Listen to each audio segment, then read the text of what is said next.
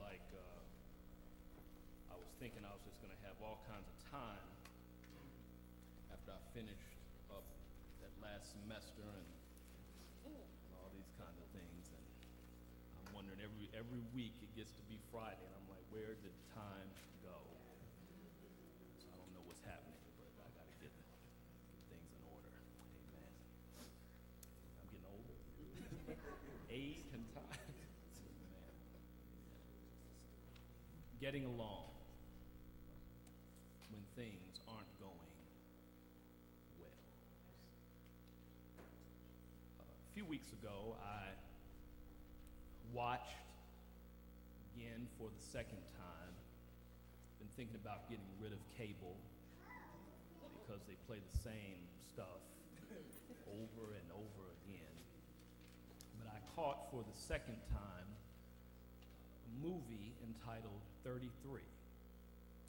Some of you may be familiar with that movie. It is a true account of a group or a team of 33 miners in the country of Chile who found themselves trapped more than 2,000 feet underground in a mine.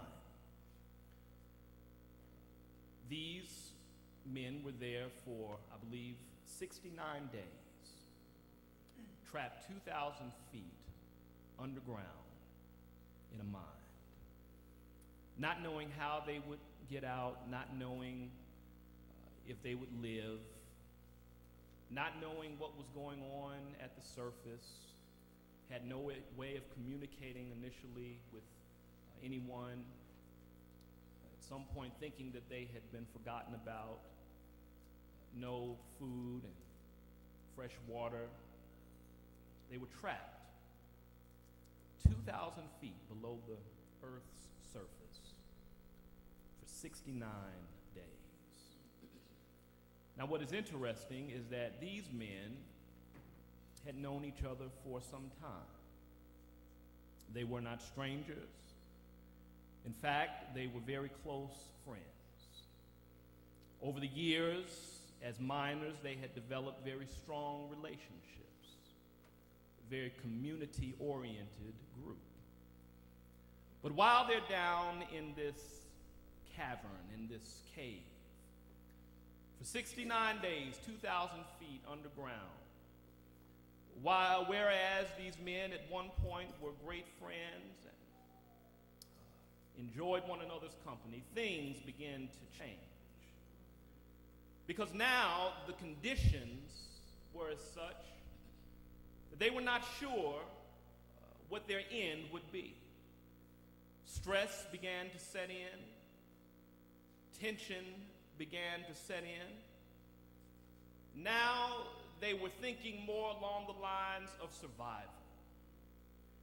And as a result, these men who were at one time friends began to fight amongst one another. They began to argue with one another. They became at odds with one another. Above ground, when things were good, they were friends. But underground, when things began to look bleak, they were having trouble getting along. And even at one point, one of the men who was kind of holding the group together, they even turned on him. Because it is just that natural tendency that when the weather is fair, we know how to be cordial to one another. When the weather is fair, we know how to be nice and kind to one another.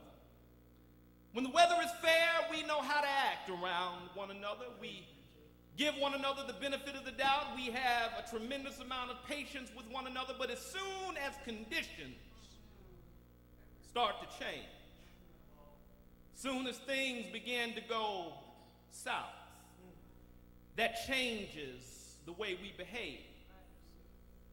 There was a man who actually was a member of this church at one point, several years ago. He was an attorney, and I never will forget, we were looking, myself and the elders were looking at a place.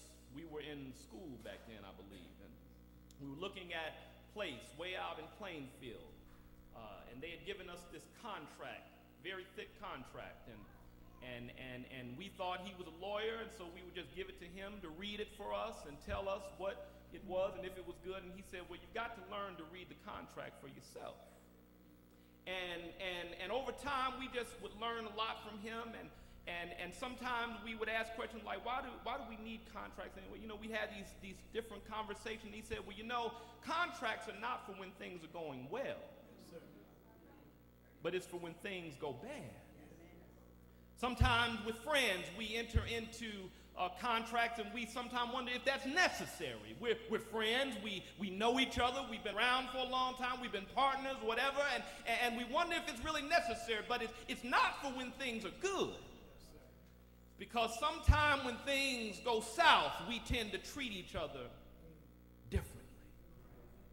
And this is the issue that James is honing in on, in my opinion, in the text, because this is the exact setting that we see in this context in which he writes his letter. I told you a few weeks ago that James is writing to Christians who have been scattered abroad from their homelands because the church is being persecuted. And so whereas these people of different socioeconomic backgrounds, different places in the community, they were all able to get along at one time. Now, because of the persecution that is against the church, now things seem to be going south for them. And so James has to write, and he has to teach them, he has to instruct them as Christian brothers and sisters that even though conditions have changed, your relationships ought not change. And that really is a timely message for the church, I believe, today. Because we have a way at the drop of a hat, as soon as things go wrong in our lives, as soon as things go wrong in the church, as soon as there's something that happens that we disagree with, we have a tendency to want to act like we don't even know each other. And the fact of the matter is, the relationships that are here ought to be stronger than many of the relationships that we have in the world. Because although we all are different people, we have different backgrounds, we have different family upbringing, there's one thing that brings us all together, and that is Jesus the Christ. All of us have been born from above. All of us have been blood washed. All of us are in the family of God. And so because of that, we ought to learn how and be encouraged to get along. Sometimes in the church, it is not that way. Then when we think about our social climate these days, political climate these days, racial tension that we are experiencing, every day we can turn on the news and we can see that things aren't going well. Every day we can pull up Facebook and we're reminded that things are not going well. We can look at YouTube and Facebook Live now. I don't like that thing. I'm not even going to go that direction. It's Wednesday night. We'll talk about that Wednesday. You know, all technology is good, so don't. But we can find out. And we can be reminded that things are not going well. And as a result of that, especially when it comes to some of this police brutality and this racism and even the political parties and what's going on in Washington and all of these kind of things, we as Christians, the wider, the broader body of Christ who are supposed to be unified under the banner of Jesus Christ, we find ourselves divided over these different issues because we are at a point now where we all recognize that things are not well, and so we're taking sides with this person, we're taking sides with this group, and the devil has got us to where we are fighting against one another.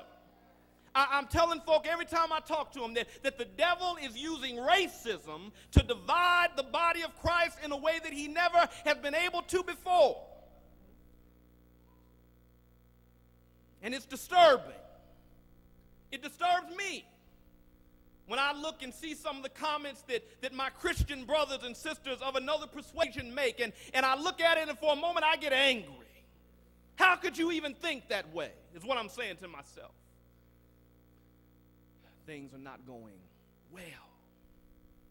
And so we have to learn. We have to learn how to get along, even when things aren't going well. And so James gives us some instructions that I think are helpful. I'm not going to hold this long. I see that some of us are sleepy this morning, but that's all right. You know, if I was sitting there, I'd probably be asleep too.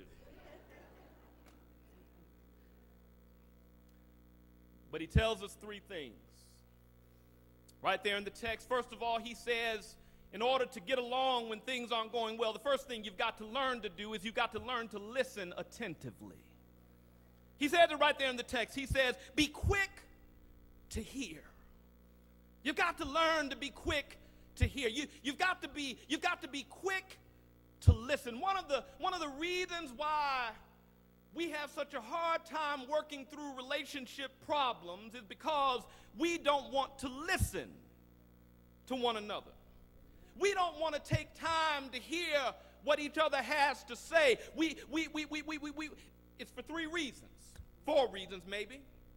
First of all, we don't want to listen to one another because we have already made up in our minds that we are right and they're wrong.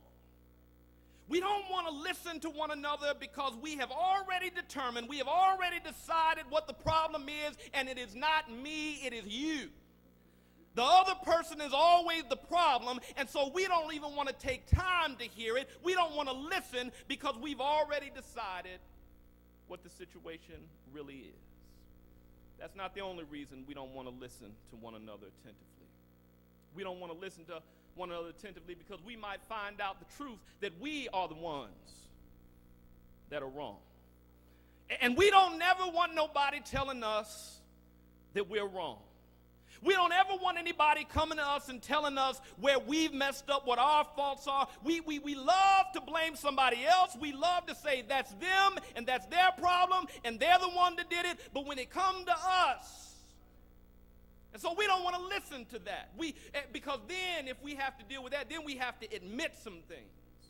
We have to confess some things. We talk about being real and keeping it 100. We have to keep it 100 about our own sin and our own mess and the stuff going on in our own lives. And we don't want to do that. And when you read the story of Saul and you compare it with the story of David, and you wonder what went wrong, what happened, it's because one of them was willing, once he was confronted, to confess his sins and to fall before God, and the other one was bent on hiding and making excuses and everything else. And so God had to deal with them separately because of the way that they handled what they had heard from the Lord. We don't ever want to get in that situation, but the fact of the matter is we don't want to listen because we don't want somebody else to tell us that we are wrong. Then another reason we don't want to listen is because we are just plain old, at times, selfish. We don't even care if we're wrong. We just want things to go our way. We don't care if somebody else has the better idea. We don't care if somebody else has the better solution. We just want things to go our way. Not realizing that our way is not always the best way. And we may have a good way, but it don't mean it's the only way. And we've got to learn how to compromise. And then finally, we don't want to listen sometimes to other folk because the fact of the matter is we don't really value the opinions and even sometimes the person that we're dealing with. We don't even value what people have to say. And that is a shame, that we could look and be across somebody and be sitting with somebody and they could be telling us something and we not even care no empathy, no concern about what the other person has to say. And so many relationships end up severing because people don't want to listen to one another. Many friendships end up breaking up because people don't want to listen to one another. Many nations go to war because people don't want to listen to one another. Children run off and run away because people don't want to listen to one another. But James said when things aren't going well, the first thing that you've got to learn to do is you've got to learn to listen attentively.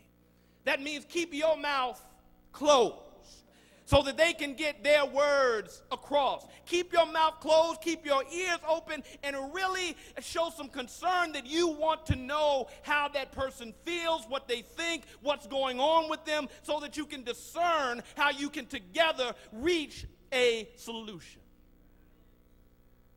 That's what James says. That's not the only thing he says. If we want to get along when things are not going well, second thing we ought to do after we have listened attentively is that we have to choose our words carefully. Got to choose those words carefully. James says right there in the text, he says, be quick to hear, but he says, be slow to speak. Be slow to speak. I know how you feel. Because I feel that way too. Sometimes I feel like, you know what, just let me solve this problem and we'll just get past it and we'll just move past it and totally disregard. And so I want to talk. I want to do all the talking and totally disregard what the real issues may be. And sometimes real healing cannot ever happen if one person just wants to solve the problem and move on. They just want to start talking and talking and talking. Men, we are like this. Especially when it comes to our marriage situations, we tend to be like this because naturally we are problem solvers, and so when they tell us what's going on, we don't want to really listen because we want to watch the game or we want to go do something else, and so we want, hurry up, say it, let me get out what I got to get out, let's solve the problem, let's move on to the next thing. And that gets us in trouble so many times.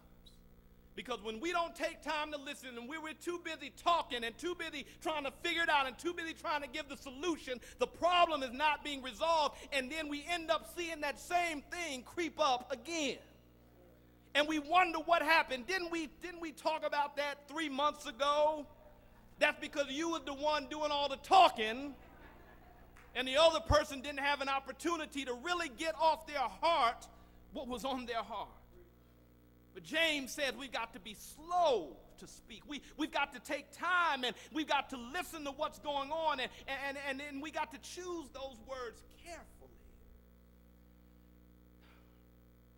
I think sometimes for the sake of being real and even just being honest, we don't realize the pain that we cause.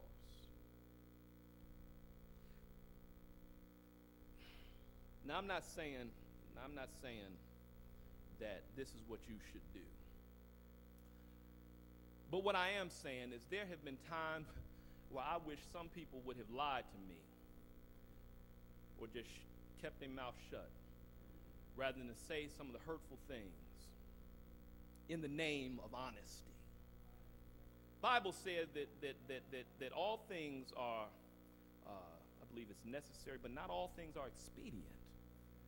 All things are lawful, but not all things are expedient. In other words, there may be things that are right, there may be a right way, but sometimes the way you say it, the timing that you choose, you got to think about that.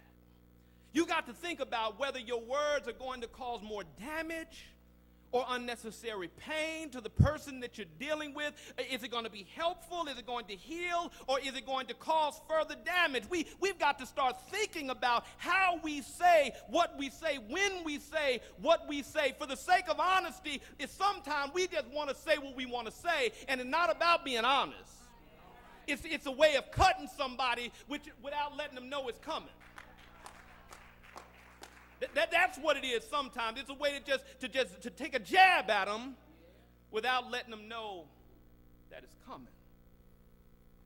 So we've got to learn to choose words carefully. Bible says in Proverbs 10:8, when words are many, transgression is not lacking. But whoever restrains his lips is prudent. When words are many, then we have the capacity to mess up and to take things in a direction that they ought not go. Transgression is not lacking. But when we learn how to hold on to what we're going to say, when we learn how to think before we speak, we're recognized as prudent. Bible says in Proverbs 18:13, if one gives an answer before he hears, it is folly and shame. We ought not be too quick to spew out what we think. We ought not be too quick to spew out our solution, our answer, or let somebody have the piece of our mind, because we don't know what that is going to bring down the line. And then James, in this very same passage, in chapter 20, or verse number 26, he said that if anyone thinks he is religious, this is a very interesting statement, and does not bridle his tongue, then he deceives himself. He's not really as religious as he thinks that he is. He's not really as spiritual as he thinks that he is. You think you're close to God. You think you know him. You think you're walking with him. But if you don't know how to control what you're saying to people, and everything that comes out your mouth for the sake of honesty is hurting and cutting and breaking down, then there is something wrong, James says, with this religion that you claim to have. There's something wrong with this spiritual life and this walk with God that you claim to have. Look at what he says right here in our text. He says that anger, well, I'm getting ahead of myself, but none of this really, but anger mostly, does not accomplish God's righteousness. When we go in this direction, and it's really a trickle-down effect, when we fail to listen, then we're quick to speak, and when we're quick to speak, it brews anger. And we end up in a situation where God is simply not pleased with our behavior. And so he says, we've got to choose those words carefully. And then finally, not only must we listen attentively, and not only must we choose our words carefully, but then James says we've got to anger slowly. We've got to anger slowly. He does not say that we shouldn't be angry at all, because anger is an emotion just like every other emotion that God has given us. We're creatures of love. We get sad and all kinds of different emotions, and anger is really just one of those emotions. Jesus, the Bible says, got angry when he went into the temple and he saw those people selling and cheating. He said, you have made the Father's house a den of thieves. They were doing bad business dealings with the people who had come to buy the offering so that they can make their sacrifice. And Jesus said, this is supposed to be a house of prayer. You have made it into a den of thieves. Bible said that he took a coil or something and he made a whip with it. He turned over the tables and he showed that he was angry. And so that's an emotion that we're not supposed to not be angry, but we are supposed to control our temper. We are supposed to control how we respond to things. We are supposed to control how that anger manifests itself. Now you say, well, you know what? When I get mad, I just blank out. When I get mad, I just have to let it all go. Well, see, the Bible says, and there's two ways that you can deal with this whole issue. The Bible says, first of all, you have one of the fruit of the Spirit is self-control. As a Christian, we have self-control. It needs to be practiced. It needs to be developed. But we do have self-control. We like to hide behind the devil and say, well, the devil just made me do it.